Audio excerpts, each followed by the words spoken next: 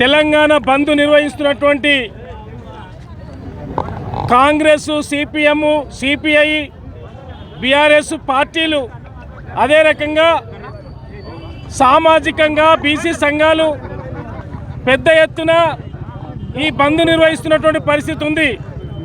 ఏదేమైనా అసెంబ్లీలో ఒక మాట చేతులెత్తి ఆమోదించి ఈరోజు బయటికి రాగానే ఆ ఆమోదానికి నిలబడకుండా బీజేపీ బీసీ 42% రిజర్వేషన్లకు వ్యతిరేకంగా ఈరోజు నోరు తెరుస్తున్నటువంటి పరిస్థితి ఉంది.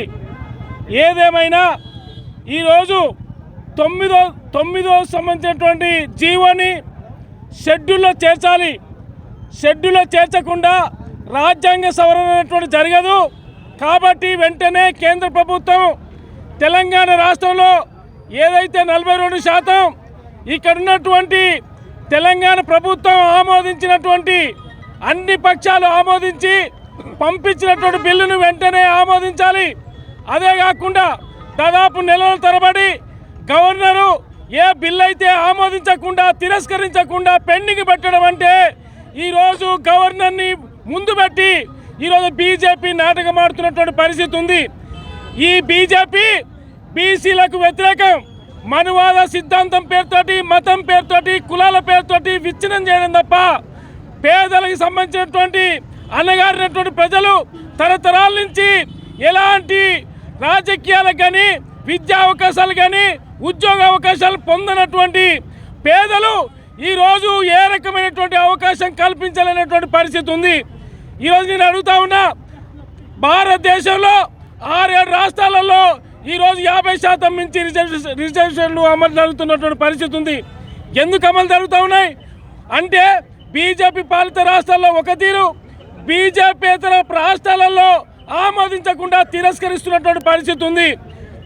అందుకని బీజేపీలో ఉన్నటువంటి బీసీలందరూ కూడా కళ్ళు తెరవాలి, బయటికి రావాలి. బీజేపీ వ్యతిరేకంగా ఈరోజు బీసీలకి 42% రిజర్వేషన్లకు వ్యతిరేకంగా పనిచేస్తూ ఉంది. కాబట్టి ఏదేమైనా ఈరోజు కళ్ళు తెరవాలి, మోదీ ప్రభుత్వం కళ్ళు తెరవాలి, అదే రకంగా బీజేపీ కళ్ళు తెరవాలి.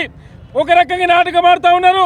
మేము సంపూర్ణ మద్దతుకి ఈరోజు సంపూర్ణ మద్దతు బంద్కి సంపూర్ణ మద్దతు తెలియజేస్తున్నారు. ఎందుకు తెలియజేస్తున్నారో అర్థం కానటువంటి పరిస్థితి ఉంది. అంటే మాటలు ఒక తీరు, చేతలు ఒక తీరు ఈరోజు ప్రజలకి అర్థమవుతున్నటువంటి పరిస్థితి ఉంది.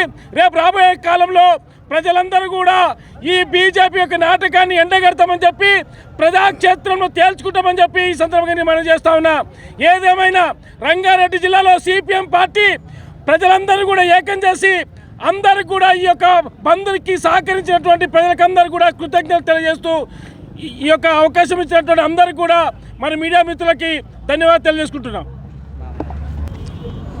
Congress party PCC president Mahesh Kumar Goud గారు పిలుపు మట్టుకు ఈ రోజున బీసీ బంధు అందరం కూడా కలిసికట్టుగా పనిచేస్తున్నాం.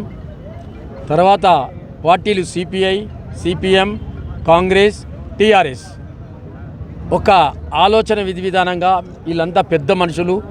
ఈ ఇబ్రాహీంపట్నం కాన్స్టిట్యున్సీలో పోరాడి అలసిపోయిన వాళ్ళు వీళ్ళందరూ కూడా మనమందరం నా ఆలోచన ఒకటి చెప్తున్నా, అయ్యా మీ అందరికీ మనం ఈ జెండాలు వదిలిపెట్టి బీసీలం అనేటోళ్ళము ఒక్క చెట్టు కిందకు వస్తే బాగుంటుందని చెప్పి నా ఆలోచన విధానం మీకు చెప్పడం జరుగుతున్నది. ఎందుకంటే ఏదైతే పార్టీలు ఉన్నాయో బీజేపీ కానీ, టీఆర్ఎస్ కానీ, కాంగ్రెస్ కానీ, టీడీపీ కానీ వీళ్ళందరూ కూడా ఊరికో సంఘం పెట్టి మనల్ని వీళ్ళు ఏలదీస్తుంటారు. ఆ సంఘాలు ఈ జెండాలు పక్కన పెట్టి మనం ఏదైతే తెలంగాణ ఎట్లయితే సంపాదించుకున్నామో ఆ పద్ధతిలో సంపాదించుకోవాలని చెప్పేసి నా ఆలోచన విధానాన్ని చెప్తున్నా. ఏదైతే కాంగ్రెస్ పార్టీ అసెంబ్లీలో బిల్లు ఏదైతే పెట్టి దాన్ని పాస్ చేసిన తర్వాత బీజేపీ గవర్నర్ ఉన్నారు ఇక్కడ, ఆ గవర్నర్ గారి దగ్గరికి పంపి ఒక 4 నెలలు అయింది. ఇప్పటి వరకు ఆయన సంతకం చేయడు, ఆ బిల్లు పంపడు. అయిన తర్వాత ఈరోజు బీజేపీ బీసీలకు అందరం కూడా మేము మద్దతు అంటారు. దేనికి నాయన? మీరు 8 మంది ఎంపీలు ఉన్నారు ఇక్కడ, 8 మంది ఎంపీలు తీసుకుపోయి ఆ బిల్లు గవర్నర్ దగ్గర పాస్ చేయించి మీరేదైతే పార్లమెంట్లో తీసుకుపోయి మోడీ గారి దగ్గర తీసుకుపోయి అయ్యా బీసీలందరినీ మేము ఏదైతే 42% పెడుతున్నామో పాస్ చేయండి అని చెప్పి ఎందుకు అడుగుతలేరు? మీరు అడగనీకే చేత కాదా? ఎందుకంటే ప్రజలల్లో పోనీకే మీరు రేపు పొద్దున మళ్ళా ఎలక్షన్కు మేము కూడా మద్దతు ఇచ్చినాం కదా అని చెప్పుకోవడానికా? ఇది ఏమి బాగలేదు.